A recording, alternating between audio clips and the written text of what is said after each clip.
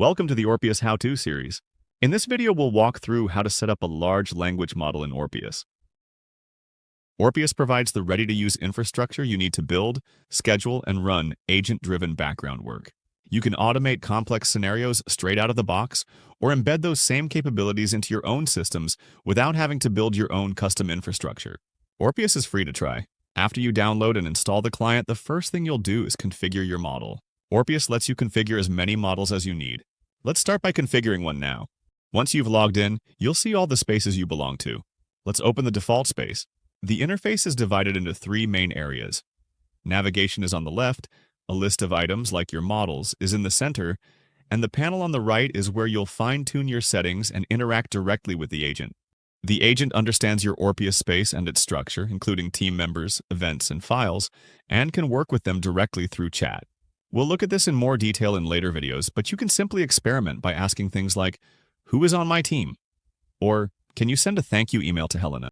Moving on to the model configuration, you can add a new model at any time. Because you bring your own models, you maintain total control over cost and provider. Different agents can be assigned different models. You can configure as many models as you need, including on-prem deployments. Open the Models view from the sidebar, and click the plus sign in the center pane. The configuration settings will appear in the panel on the right. Enter a name for your model, and select your provider. For models that use an OpenAI-compatible API, such as DeepSeek or Mistral, select the OpenAI provider and adjust the base URL. In this example, we're configuring a Gemini model, so we select Gemini as the provider. In the identifier field, enter the model ID exactly as specified by the provider.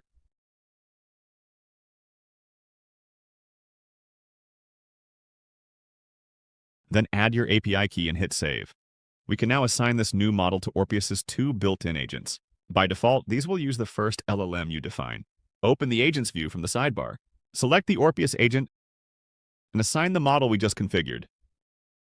Repeat this step for the second agent.